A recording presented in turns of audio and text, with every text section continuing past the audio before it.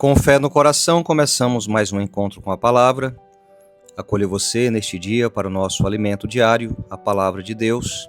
Hoje, 25 de novembro, terça-feira. Sejam todos muito bem-vindos. Hoje vamos meditar com o Evangelho de Lucas, capítulo 21, versículos 5 a 11.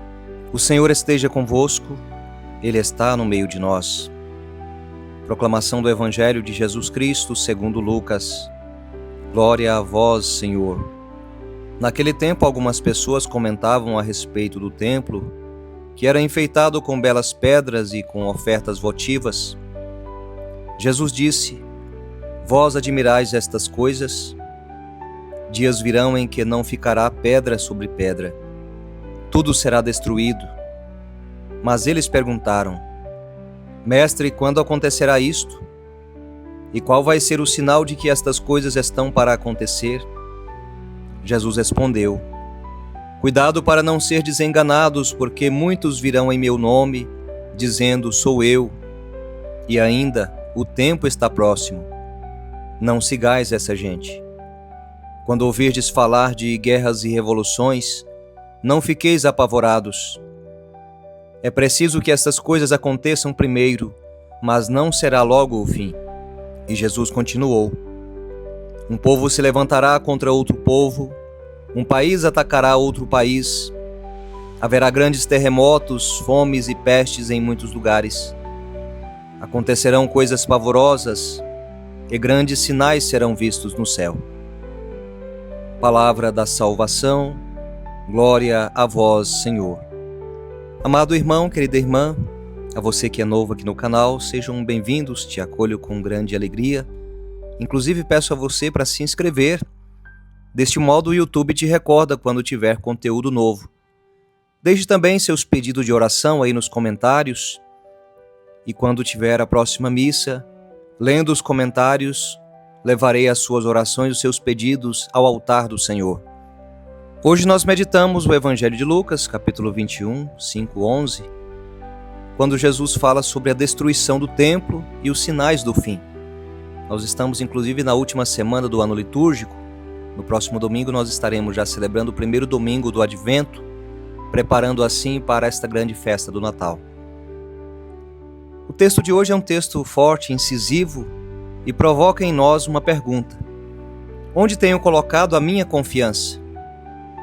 Entendendo o contexto da época, o templo de Jerusalém era considerado a glória de Israel. Um templo grande, monumental, revestido de mármore branco, detalhes de ouro. Era sinal de poder religioso, político e econômico. Muitos judeus acreditavam que, enquanto o templo existisse, Deus estaria do lado deles. Por isso nós lemos esta palavra: dias virão em que não ficará pedra sobre pedra. Foi como anunciar o fim do mundo. E de fato, cerca de 40 anos depois, no ano 70 depois de Cristo, os romanos destruíram o templo.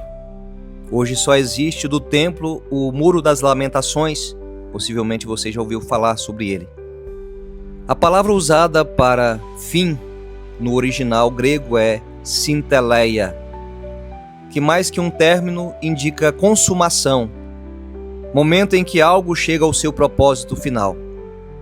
Jesus não anuncia o fim para assustar, mas para despertar. Inclusive os textos desta semana são textos escatológicos que nos colocam diante da realidade do fim, não para nos assustar, repito, mas muito mais para nos alertar e assim não perdermos a nossa salvação. Trazendo uma imagem que pode ilustrar esta realidade, imagine aí alguém que decorou a sua casa inteira para o Natal, e inclusive nesse tempo tem tantos que estão já se organizando para receber os parentes, gasta dinheiro, tempo, esforço, e no dia da celebração esquece de convidar a família. Tudo bonito por fora, mas por dentro aquela experiência do vazio. As pessoas que deveriam estar ali não estão. Assim é a vida de quem se preocupa com estruturas, aparências, reputação, status, e esquece de preparar o coração. Foi isso que Jesus criticou: um templo majestoso, mas um povo distante de Deus.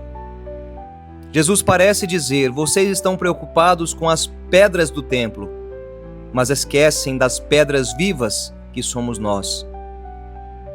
Construímos templos modernos, Estes templos modernos poderiam trazer aí como metáfora a fama, o dinheiro, o corpo perfeito, a imagem nas redes sociais e o temor de perder estes templos modernos. Mas Jesus adverte: não vos assusteis, porque o que cai não é o que vale, o que fica é o que está fundamentado em Deus. Daí podemos chegar a esta conclusão que a pior ruína não é a destruição do templo, mas a perda da fé. Hoje, amado irmão, querida irmã, diante desses sinais que o Evangelho coloca, também vivemos tempos difíceis. Tempos onde há situações que destroem não somente o templo externo, mas também o interno. Pensemos, por exemplo, a fofoca e a difamação que vão destruindo famílias e comunidades.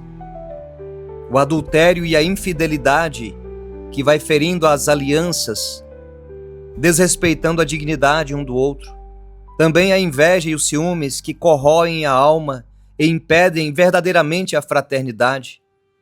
O consumismo exagerado que faz do ter um novo Deus.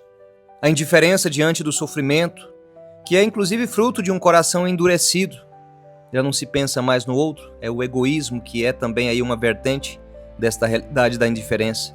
A falta de acolhida, quando as portas da casa e da alma se fecham para os irmãos. Poderíamos ainda chegar a esta conclusão também, que o templo cai quando o coração se torna frio. Alguns santos, inclusive, chegam a falar sobre esse tema. Por exemplo, Santa Teresa d'Ávila chega a dizer que o que nos assusta não é o que acontece no mundo, mas o que acontece dentro de nós. Ainda Francisco de Assis dá uma ordem a nós, dizendo assim: começa a reforma do mundo por ti mesmo. Às vezes há pessoas que querem que o outro mude, mas para que o outro mude é preciso que eu também possa mudar, que você possa mudar. E muitas vezes a mudança do outro depende também da tua própria mudança. Você já parou para pensar nisso? E ainda um outro santo que nos traz uma outra palavra forte é João Paulo II, São João Paulo II. Ele diz assim: não tenha medo de sacudir a tua vida. Tudo que é de Deus permanecerá.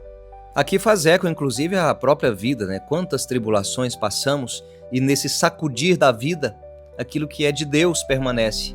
Aquilo que está solidificado em Deus permanece.